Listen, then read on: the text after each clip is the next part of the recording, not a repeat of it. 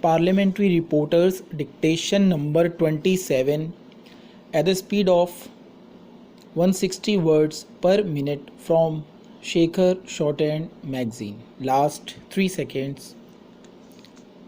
Ready? Be ready. Start. The reason why I move this is that in item 31 you are providing for shipping and navigation on inland waterways declared by the federal government to be federal waterways.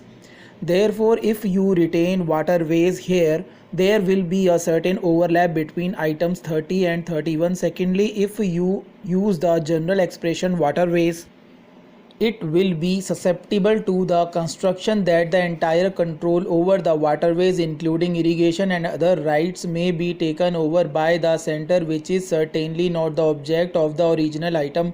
So in order to show that it must have a restrictive operation, it is much better that waterways should be omitted from item 30 and brought under item 31, and later on for the development of waterways special provision is made. The idea is to preserve in their integrity all the other rights of the provinces in regard to waterways. For all these reasons I move this amendment.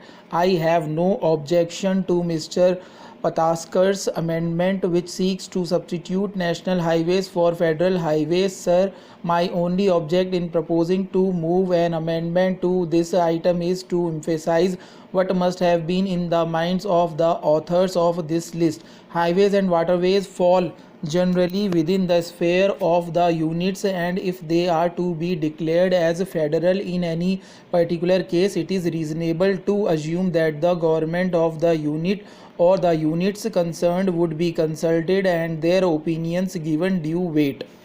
If the federation makes such a declaration, it will be for improving the highway or waterway in question and maintaining it at a higher standard than the resources of the units permit. Such being the case, it is most unlikely that any unit would raise any objection unless the proposal was coupled with very unacceptable conditions. Several of the entries in the federal list read as if one unilateral action by the federal government was contemplated, although I am sure the real intention was quite different. It is expedient to remove this impression. I would not have really moved this amendment, sir. To save time, I might have taken it for granted that before a declaration like this was made, the units concerned would be consulted, but after Mr. Krishnaswamy amendment, I feel a little confused as to what exactly is the subject, object and import of this item. Is it mainly concerned with the construction and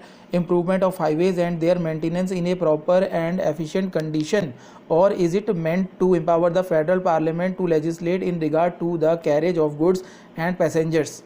Both items 30 and 31 as they stand are to me fairly clear. It is the amendment proposed by Mr. Alladi Krishnaswamy Iyer that has aroused some doubt. I should like to have some enlightenment as to what exactly is the object of the amendments and how the entry would read with the amendments now proposed, and what its effect would be on the power and responsibilities of the center. Reference: A. The maintenance of the highways, and B. Control of passengers and goods traffic on such highways. Mr. President, I should like to express certain opinions for the consideration of the House and for the guidance of the draftsman if my suggestions are approved of. I am referring to a particular matter. As far as waterways are concerned, we agree that as far as the control of shipping is concerned, it is covered by item 31 and there is no need for its inclusion in item 30. But there is another aspect of waterways with which we are at the present moment concerned, namely the development of power and irrigation. As a consequence thereof, we have this scheme of Damodar Valley in which two provinces are interested, Bihar and West Bengal. Now, because of the present setup, the central government could not legislate on that without the concurrence of the two provinces concerned. Similarly, there is the Rihand Valley project between Mirzapur district of UP and Palamu district of Bihar. The development of this project is dependent on the concurrence of the two provinces concerned. I think that now that we are legislating anew, it is necessary that provision be made to distinguish between the two functions, the irrigational and power development aspects in the smaller rivers, or rather in the case of rivers in which only one province is concerned, it could remain at present a provincial subject. But where large rivers are concerned in which two or more provinces are concerned or interested, it is only proper that these should remain a central or federal subject, so that the present difficulties which we have to encounter of getting the concurrence of the provinces asking them to bear some part of the expenses and cost thereof, all these creates difficulties may be avoided. The provinces are notoriously poor, their resources are very meager. Take for instance the Mahanadi project in Odisha. It is impossible for that province to finance this project out of their own resources. I therefore suggest that it framing this item, care should be taken to see that there is no encroaching on provincial right as far as rivers in which only one province is interested are concerned. But where more than one province is interested in a river and the work is of a major nature involving power development together with irrigation, it should remain a federal subject. I am making this subject suggestion for the consideration of the House. I have therefore not put any amendment, but if the House approves of this idea, it may be incorporated by the draftsman when preparing the bill. Sir, the difficulty anticipated by the previous speaker can be fully overcome by the provision of the Government of India Act enabling the federal legislature to pass laws for more than one unit wherever two or more units are interested. Even in the provincial subject, it does not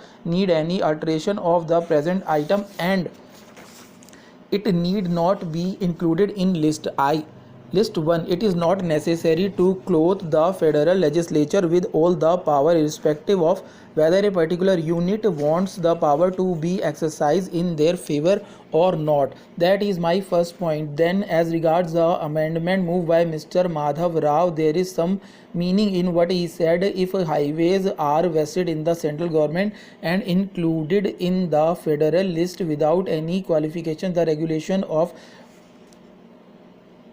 traffic over the highways also will be central subject. Highways naturally pass through many units. There is no highway which does not pass through units, and so as far as roads are concerned, they are a provincial subject. Therefore, he justly asks if it is the intention of the center to exclude these from the operation of the provincial legislature so far as the road traffic is concerned. My view is that it is necessary that it must be exclusively with the center. There may be occasions when the traffic on these roads may have to be controlled in the interest of the federation, but the ordinary kind of traffic may be left to the provinces. In the center, we are accustomed to such legislation as the motor vehicle legislation. There is the Motor Vehicle Act passed by the central government, which also gives power to create provincial traffic boards to deal with the traffic in the provinces. Likewise, though highways are included in list 1, provision may be made to reserve certain powers to the center as in times of emergency for the regulation of traffic, though the ordinary maintenance of traffic may be entrusted to the provinces. Therefore, there is no need to accept the amendment suggested by Mr. Madhav Rao, and the present item may be left as it stands.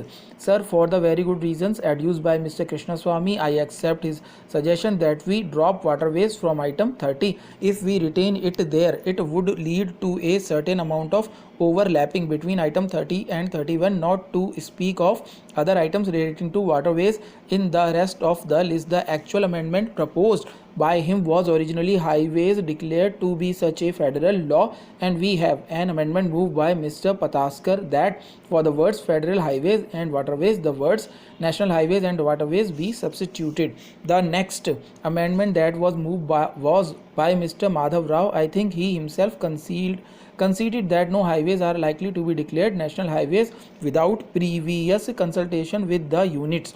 That is a matter of administrative routine, and I don't think it is necessary that we should insert the words that he has suggested in item 30.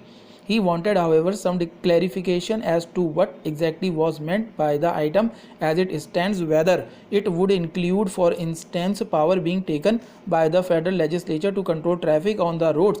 What I would like him to realize that the item as it stands primarily refers to the construction and maintenance of national highways. As regards the question of the regulation of traffic thereon, we are not giving any specific power to the center. As a matter of fact, in regard to the other forms of communications like waterways and railways and I believe airways, we have specifically provided in this list for the center taking power to control carriage of passengers. We have not made any such provision here. I should therefore suggest to him that the powers that the unit may possess for the control of such traffic even on national highways, it will not be deprived of. The next point that I wish to refer to is the one mentioned by my honorable friend Mr. Hussain Imam. He referred to waterways, but as I have said, we propose to omit waterways from this item. Apart from that, on the merits of what he said, some argument has been advanced on the other side by Mr. Iyengar to the effect that in consultation there will be a provision for two units concerned with the same waterway applying to the Center for Legislation to regulate and control it. Apart from that provision, which will certainly be made, I would refer Mr. Hussain Imam to item 83 in the federal list itself, which refers to the development of inter-unit waterways for the purpose of flood control, irrigation, navigation and hydroelectric power. That ought to satisfy him to the full. May I ask one question of Mr. Gopala Swami? He said that national highways without any further qualification would only mean construction and maintenance of national highways, and he said that item 31 provides for carriage of passengers and goods on such waterways. These according to him are not restricted by the powers conferred on the center. Without that, the center will not have such power. On the other hand, can it not be taken as restricting the powers of the center, and if that is so, is it not necessary to accept in some form Mr. Mahadeva Rao amendment? Sir, my answer is this. In the remarks I made, I was rather deliberate. I skated over rather thin ice from a legal point of view. Highways, left as highways, only in this item would cover power to make regulations even as regard traffic. I didn't say in my remarks that the center would not have that power at all. What I really intended to convey was that we are not giving the center exclusive power, which is what is meant by inclusion of the item in this list to regulate the traffic on even national highways. What I told Mr. Mahadeva Rao was that even if the item were left to stand as it is, there is no specific taking away of the power in the units to make any regulations ahead they may like. I think there is a certain amount of delicate interpretation of the wording also of these items involved in what I said about, but I believe that the substance is clear from what I have said. Mr. Gopala Swami has already in effect accepted the amendment as moved by Mr. Krishna Swami and the one moved by Mr. Pataskar. So I will put forward both these amendments in the way in which he intended them to be put, namely. Stop.